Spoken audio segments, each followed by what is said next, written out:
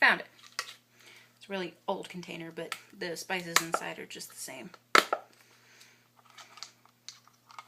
I'll refill this old container as many times as I need to. It's wonderful. Okay. And since this old container doesn't really have much of a lip, that's why I like it, I use my 1/4 teaspoon and just dump in a couple of those. There we go. Alright, so there's the ginger. And nutmeg. This is the one that I just kind of threw in because I also like to make gingerbread men. And gingerbread men call for nutmeg. So one day I was making the two of them together. I threw some nutmeg in with my pumpkin pie spice on accident, happy accident. And it turned out awesome. If only I can get this open. The spice that foiled my plans. There we go. Okay, and we are only doing a 1/4 teaspoon of nutmeg. You don't want too much because this is a very powerful spice. You're only putting it in there for a little bit of bite. Not too much. Just like in gingerbread, you want just a touch of bite. Not too much. Too much and then you've blown the whole thing.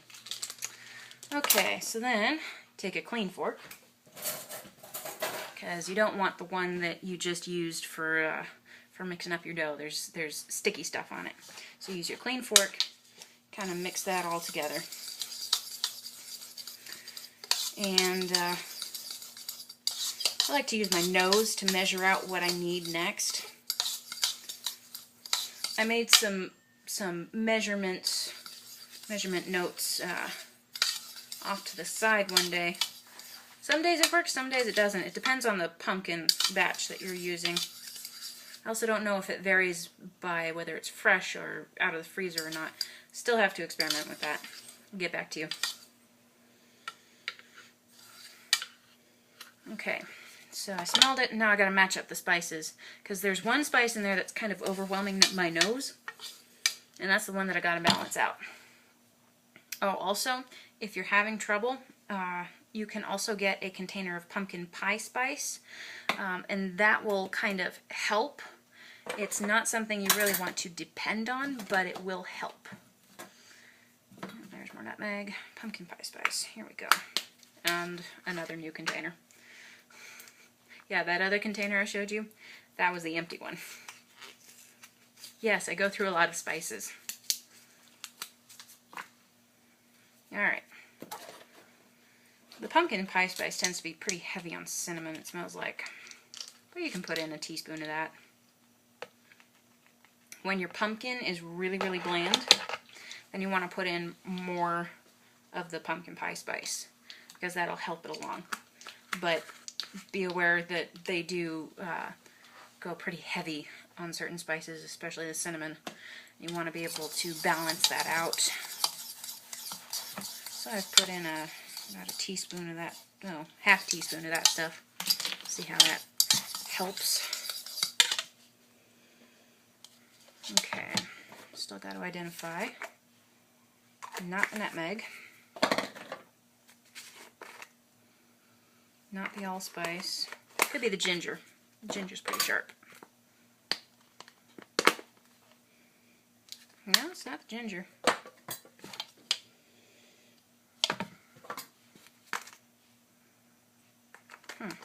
Not the cloves either. Must be the combined effect. Okay.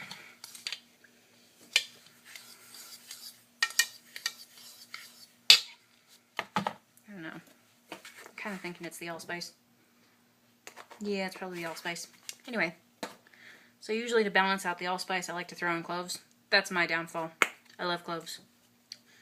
So then I just use the shaker part instead of the spoon, and I start shaking in a little bit. Doesn't have to be a lot. You can always add more in. You can't take it out once it's mixed in. That's my mom's policy in grooming, which I got into. You can always take more off the dog. You can't glue it back on, or if you do glue it back on, it's going to look terrible. Same thing in baking. You can always put more in. You just can't take it out because that would take you a long time. This is your sugar and spice mixture here. Lots of it. Yeah, about half of this pie mix is sugar. That's why we love it, right? Okay, so that's smelling a little more balanced. I think I'm going to put in some more pumpkin pie spice, just to make it quick and easy. And in my side note, it says to put in 4.5 teaspoons of pumpkin pie spice. I'm not going to do that this time. Just because I don't know how spicy this is going to be. So I'm just going to put in a full teaspoon here. And a little bit more to balance out that half. So we'll have approximately 2 teaspoons in there. Mix that in. Got to make sure all the spices are thoroughly mixed. You don't have any concentration in particular. Okay, that's smelling pretty good. Yeah, that's smelling really good. Okay, so now that you've got your mixture done, you can go ahead and pour it in. Alright, then you take the same bowl. Actually, no, I take that back. You'll want a slightly bigger bowl. Voila, slightly bigger. Alright, and this is the bowl that you will mix all of your wet ingredients in. Okay, so wet ingredients. My recipe that I printed off said 4 large eggs and 1.5 cans of 12-ounce evaporated milk. I found that with the jack-o'-lantern pumpkins, there's a lot of water in them, so I don't need that much. And sometimes I go back and forth on the eggs. I'll do 3 eggs to start with, and then if the recipe doesn't feel thick enough, then I'll add in a 4th egg. But most of the time 3 is good. The eggs are mostly just to make the actual pie filling rise. Otherwise, you know, whatever. Okay, so you have your 3 cups of pumpkin glop. Ooh, still warm from the microwave from being defrosted. Anyway, so pour in your 3 cups of pumpkin glop. If you need to, go ahead and get one of those scrapers so you can scrape everything into your bowl. The more pumpkin you have, the better it is.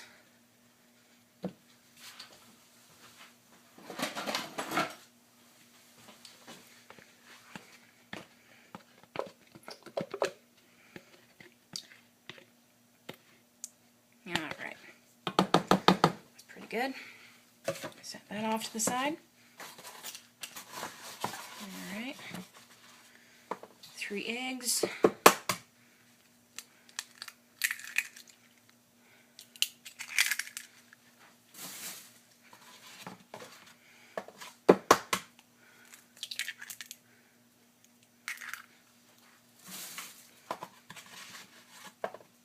I usually prefer to use extra large eggs, but I'll use whatever version of large the store has at the time. Sometimes it's jumbo, sometimes it's, whatever I can get, basically. Alright, and then only 1 cup, or 1 can of evaporated milk is needed, otherwise the whole mixture is just too runny. Well, the first time I made this pumpkin pie recipe, I was amazed at how runny the recipe was. Alright, and then you take your previously clean fork from mixing up your spices, poke the eggs, make sure they're all juiced up, and then you just kind of whip everything together. Make sure all your egg yolk is dispersed, otherwise you'll get some concentrated puffiness and it's not fun. You've got a dip in one spot and then a really big lump in the other, and it's really weird. Now, admittedly, the pumpkin pies that come out, they don't exactly look pretty. They taste amazing.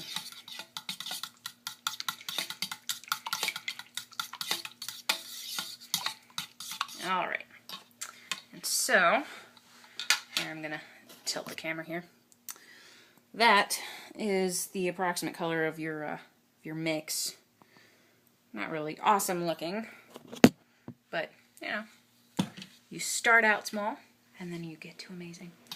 Alright, and so once you've gotten that all mixed up, you dump in your, or rather you dump the wet into your dry.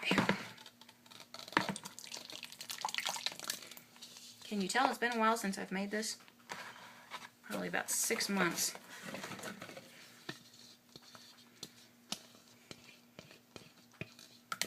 Made a bunch of these for friends, for family, and for my theater group over Thanksgiving. Whew, boy, that was a lot of pies. Okay, let's set that aside. Take your fork, trusty old fork, start mixing that together thoroughly. Feels kind of like mixing together silt or sand at the bottom of the pool or the lake. And you'll start seeing some of those really cool cinnamon-like swirls. I love seeing that happen. It's like an art form.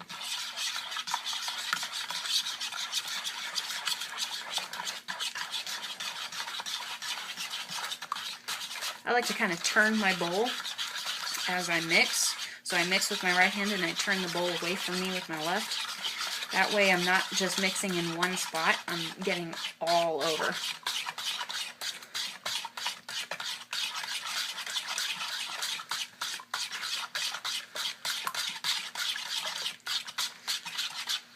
And we're getting there. It takes a little bit of mixing.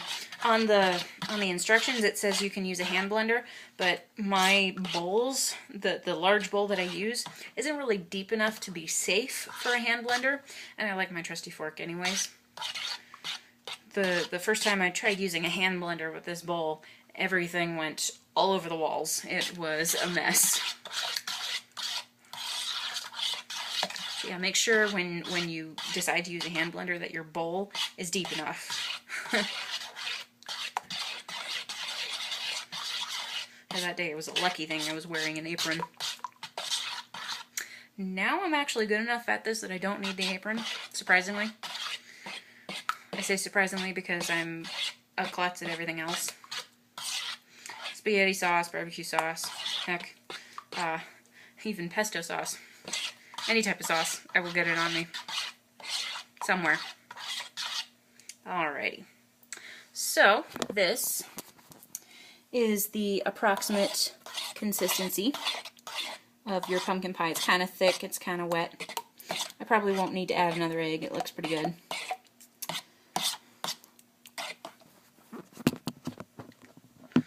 Alright, so now that's all mixed up. Forgot to mention, when you are finished making your pie crust, that's a good time to set your oven to 425. It's got to be at 425 for the first 20 minutes of baking. And then you turn it down to 350. But, yeah, right when the pie crust is done, that's when you turn it on. Of course, if you're really quick at making pie crust, then you turn it on right when you start making the pie crust. But anyway, that is for the well-practiced, which I am not at this point. I'm out of practice. But the recipe itself, really good. Okay, so we're going to fill up our previously made pie crust with this wonderfully tasty stuff. And sometimes when I'm making a bunch of pies and there's a bunch of mix, I will simply take my measuring cups and pour measuring cups worth into the pie pans, because it's just too messy trying to pour it in from the bowl. My countertops are kind of wonky. They lean. But you want it pretty much all the way to the top. Just like that. It will not overflow really a whole lot. So then you can go ahead and put it in your oven, 425.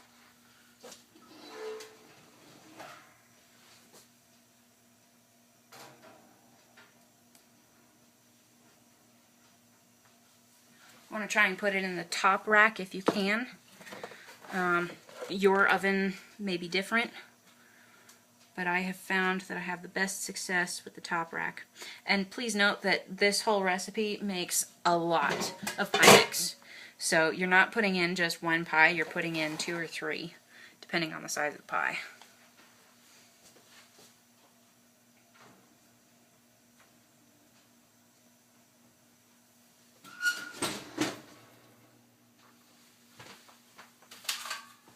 And since I have pie mix left over, there's about enough for a little personal size here. I don't have any crust left for it, but that's okay. A lot of people like just the filling anyway. So you pour in just the filling. Whew, it's a very full one.